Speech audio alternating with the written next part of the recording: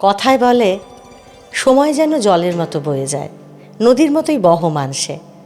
আচ্ছা, তাহলে সেই স্রোতের এপারে ওপারে যারা দাঁড়িয়ে থাকে তাদের মধ্যে দেখা হয় কখনো? অস্পষ্ট কুয়াশা আর অনেকগুলো ফেলে আসা জ্যোৎস্না পেরিয়ে যদি আচমকা দেখা হয়ে যায়, হয়তো হলো 20 বছর পরে। এপার ওপার দৈবাত মুখোমুখি হলো আবার। সময়ের ছুটে চলা নৌকোটা থামিয়ে যদি চোখে চোখ রেখে তাকায়, কি দেখবে তারা? সবই কি সেই আগের মতোই দেখবে? 20 বছর পরে কবিতায় জীবনানন্দ দাশ এর উত্তর দিয়ে গেছেন। চলুন শুনি কি লিখে রেখে গেছেন তিনি আমাদের জন্য। 20 বছর পরে জীবনানন্দ দাশের কবিতা আজ শোনাচ্ছি আপনাকে।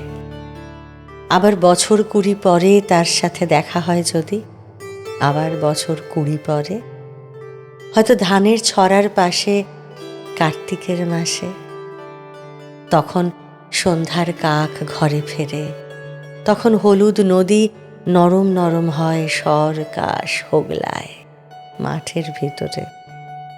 অথবা অথবা নাইকো ধান খেতে আর ব্যস্ততা নাইকো আর।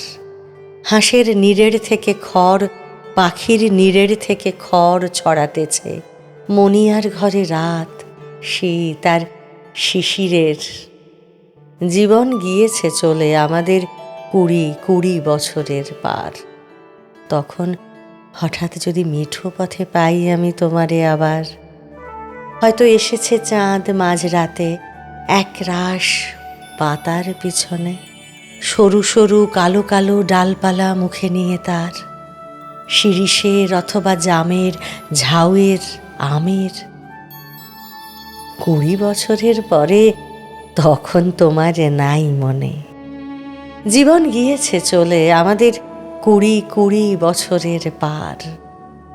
তখন আবার যদি দেখা হয় তোমার আমার, তখন হয়তো মাঠে হামাগুড়ি দিয়ে পেঁচা নামে, বাবলার গলির অন্ধকারে অসথের জানালার ফাঁকে কোথায় লুকায় আপনাকে।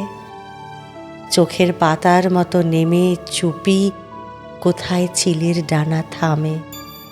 সোনালি সোনালি চিল শিশির শিকার করে নিয়ে গেছে তারে। 20 বছরের পরে সেই কুয়াশায় পাই যদি হঠাৎ তোমারে। এরকমই ছোট ছোট কবিতা শুনতে আমার কাছে, আমার সঙ্গে থাকুন, আমাকে লিখে পাঠান আর শুনতে থাকুন নটার কবিতা, কাব্যে গপ্পে জমজমাট।